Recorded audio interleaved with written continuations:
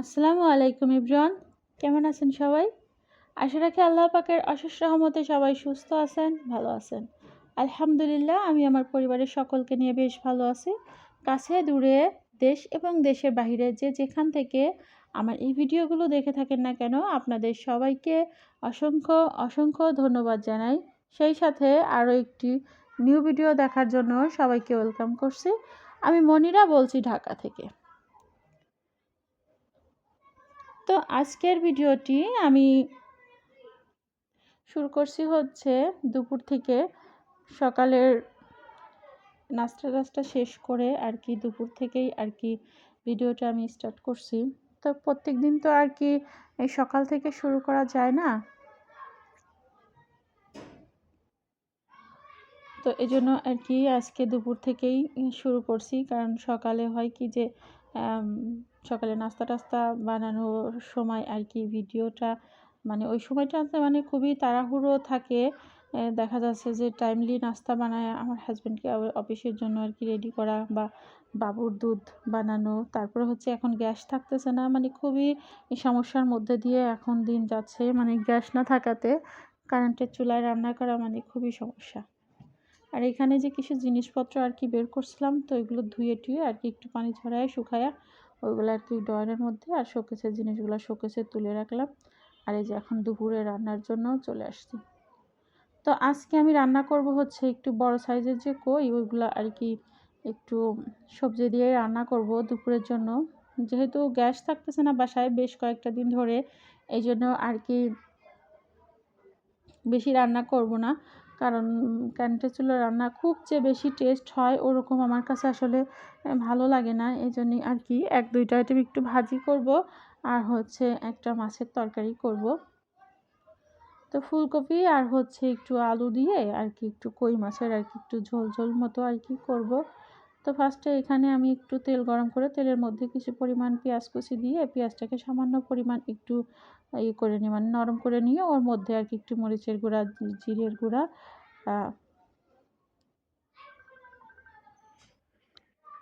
লবণ, হলুদ আর কি সব মশলা দিয়ে আর কি কষায় নিয়ে এখন হচ্ছে একটু আলু দিয়ে আলুটাকে আগে একটু কষায় নিচ্ছি। কারণ ফুলকপিটা খুবই নরম, এই জন্য আলুটা আর কি আমি একটু আগেই কষায় নিই।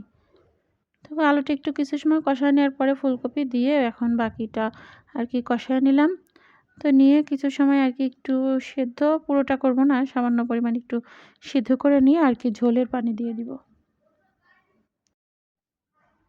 তো ঝোলের পানি দিয়ে এখন আর কি মাছগুলো দিয়ে একটু ঢাকা দিয়ে দিলাম। তো এই তো আমার কই দিয়ে আর কি সবজি দিয়ে কই রান্না হয়ে গেছে। তো এটাই আর কি আজকে দুপুরের জন্য আর কি খাওয়া, আর সাথে একটু ভাজি আছে আর সাদা ভাত করছি। তো দুপুরে খাওয়া দাওয়া আলহামদুলিল্লাহ শেষ করে আর কি বিকেলের দিকে, বিকেল তো না প্রায় সন্ধ্যাই হয়ে গেছে, ওই সময় আর কি আমি একটু আরএফএল বেস বাড়িতে চলে আসছি। তো আমার বাসার মানে কিছুটা দূরে, সামান্য কিছুটা দূরেই আর কি হেঁটেই চলে আসা যায়। তো এখানে এসে আর কি কিছু কেনাকাটা ছিল।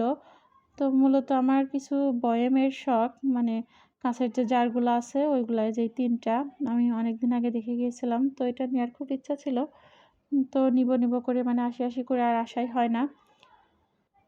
তো আজকে ভাবলাম যে যাই আমি এগুলো আর কি একটু নিয়েই আসি। কারণ হচ্ছে যেহেতু শখ হয়েছে, মানে না নিয়ে আসলে ভালো লাগবে না। আমার আবার একটা অভ্যাস আছে কি, যদি কোনো কিছু একবার দেখি সেটা যদি চোখে একবার ভালো লাগে, তো ওইটা যতক্ষণ পর্যন্ত আমি না নিতে পারি বা না কিনতে পারি, আমার না কেমন যেন মানে ছটফটানি লাগে, মানে ভালো লাগে না। মনে হয় যে ওই জিনিসটা যদি কবে আনবো কবে আনবো এরকম। তো তারপরে ওদের সাথে আর কি একটু দামাদামি করে একটু একটু তারপরে ওই জার তিনটা আর কি নিয়ে নিয়েছি। তো বাসায় যেয়ে আপনাদেরকে আমি দেখাবো যে কেমন হলো। তো ওখান থেকে আসার পরে মাগরিবের আজান দিয়ে দিয়েছে। তো বাসায় আসার পরে আর কি একটু পেঁপে কেটে নিচ্ছি, মানে বিকেলের নাস্তার জন্য পেঁপে, আর হচ্ছে একটু ফুলকপির আর কি একটু চপ করব। তো আমি যাওয়ার আগেই আর কি ফুলকপিগুলো আর কি ইয়ে করে রেখে গিয়েছিলাম, মানে কুটে বেছে আর কি পরিষ্কার করে রেখে গিয়েছিলাম। তো এখন আর কি একটু লবণ হলুদ আর হচ্ছে একটু পানি দিয়ে ফুলকপিটাকে একটু ভাপায়ে নিব। তো একটু ভাপায় নিলে চপটা খেতে আর কি বেশি ভালো লাগে, আর এটার কষ্টটাও আর কি চলে যায়। আর বেসনে দিয়ে যেহেতু ভাজার সময় বেশি সময় ভাজা যায় না, এই জন্য আর কি একটু সেদ্ধ করে নিলে চপটা বেশ সফট হয়। তো ফুলকপিটা আমার ভাপানো হয়ে গেছে, তো ওটা আমি পানি ঝরিয়ে রেখে দিয়েছি। আর এখানে আমি একটু বেসনের যে ব্যাটারটা ওটা আর কি তৈরি করে নিচ্ছি। তো এখানে আমি কিছু পরিমাণ ইয়ে নিয়ে নিচ্ছি, মানে বেসন নিয়ে নিচ্ছি। আর বেসনের মধ্যে আমি দিয়ে দিচ্ছি হচ্ছে মরিচের গুঁড়া, আর হচ্ছে হলুদের গুঁড়া, আর পরিমাণ মতো লবণ। আগে দিয়েছি একটু হলুদের গুঁড়া, এখন দিয়ে দিচ্ছি মরিচের গুঁড়া, আর দিয়ে দিচ্ছি হচ্ছে একটু ধনিয়ার গুঁড়া। আর এখন হচ্ছে দিচ্ছি একটু লবণ দিয়ে আর কি এখন একটু পানি দিব। পানি দিয়ে আর কি এটাকে একটা ব্যাটার তৈরি করে নেব।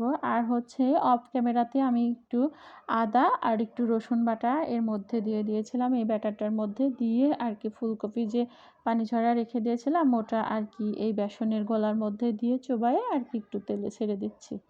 তো ফুলকপির পাকোড়া বা ফুলকপির চপ এটা বানানো খুবই সিম্পল আর খুবই সাধারণ, কিন্তু খেতে কিন্তু অসাধারণ লাগে আমার কাছে। বেশ সুন্দর, মানে মানে একটা খেলে না মানে মনে হয় যেন মন ভরে না, মানে খুবই মানে টেস্টি। তো আমার বেশ কয়েকটা ভাজা হয়ে গেছে, আর বাকি কয়েকটা ভাজলেই হয়ে যায়। তো এই তো বিকেলের নাস্তার জন্য পেঁপে আর হচ্ছে এই যে ফুলকপির গরম গরম পাকোড়া। তো আমার ফুলকপির পাকোড়াগুলো কেমন হয়েছে অবশ্যই কমেন্টের মাধ্যমে সবাই জানাবেন। তো খেতে আলহামদুলিল্লাহ বেশ মজা হয়েছিল, সবাই বলতেছিল যে না ভালো হয়েছে। তো গ্রাম থেকে আমার শ্বশুর আসছেন, আর হচ্ছে আমার ননদের ছেলে, আর আমার হাজব্যান্ড, আর আমি, আমরা মোট এখন 4 জন আপাতত। তো তারপরে এই তো এই যে আরএফএল বেস্ট বাই থেকে এই তো আমার সিম্পল কিছু কেনাকাটা।